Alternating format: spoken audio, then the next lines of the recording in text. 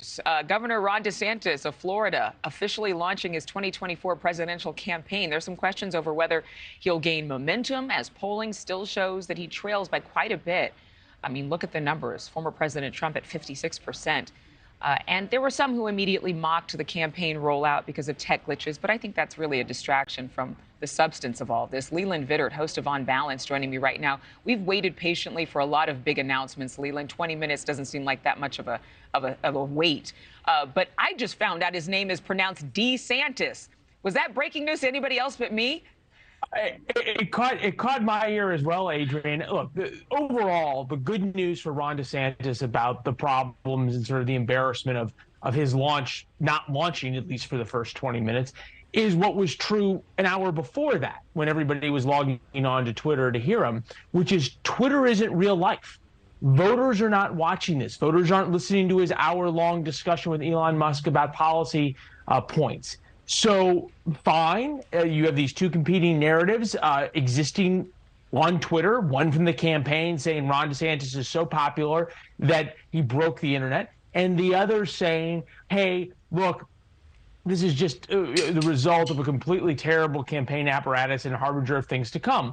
That's not true either. What is true is on Tuesday, he has to start convincing voters in Iowa, New Hampshire, South Carolina, and Nevada to vote for him.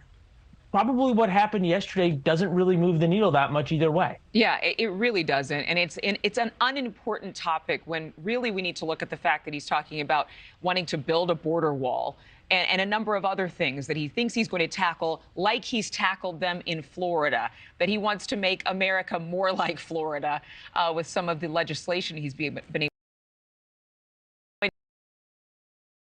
$10 million. How much is fundraising going to play a part in this when he's up against perhaps the biggest rival he could ever face, which is former President Trump?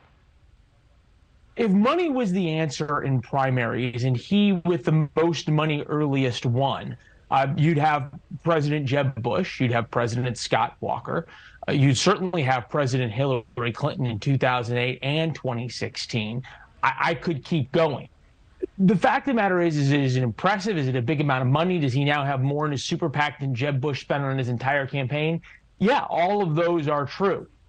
It normally comes down to the man on the stump.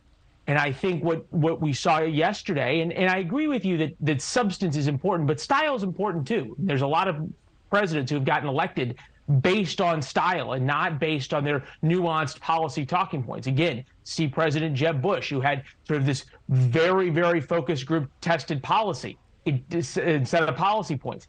It didn't work. So the style here is important, and the knock has always been on Ron DeSantis, and it's true. It's not really a knock. It's just he does not have the same retail politics skills that you typically see of successful national candidates. But style you're pointing to is more his personality, his charm, or lack thereof, not about whether or not we had to wait 20 minutes because Twitter, in the era of Zoom calls, where everybody's glitchy, really makes that much of a difference.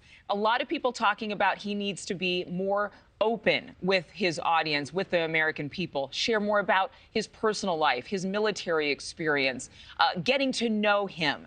Do you believe that's true and that's going to help? Well, sure, if he can do it and if he can connect. Remember, elections are not about the person who's being elected. They're about the voters. The single most important poll question that we find going back that can be asked is, does this person, quote, care about people like me? Right? Talking about your military background and your family and on, doesn't ever convince people that you care about them. It convinces them that you may be more relatable to them. But in terms of convincing people that I care about you and I'm going to fight for you, which is exactly how Donald Trump won, it's exactly how Barack Obama won, exactly how George W. Bush won, certainly how Bill Clinton won. That requires real interpersonal skills. And I think what's interesting about last night was sort of this glitchy rollout in a safe space where he was just chatting with Elon Musk and David Sachs and a couple of his other buddies and able to just sort of recite an hour worth of policy talking points. It plays into the narrative that he's wonky and unapproachable. it doesn't dispel the narrative. So the fact that during the moment he had to quote unquote introduce himself, which I would disagree that this is the only moment, but if you want to go with that thesis statement, he didn't even set himself up, and his campaign didn't set himself up for being out there and presenting himself as the vulnerable warrior and a humble warrior that every sort of past president has done. Thank you for watching. Go to newsnationnow.com to find NewsNation on your television provider. And don't forget to click the red subscribe button below to get more of NewsNation's fact-driven, unbiased coverage.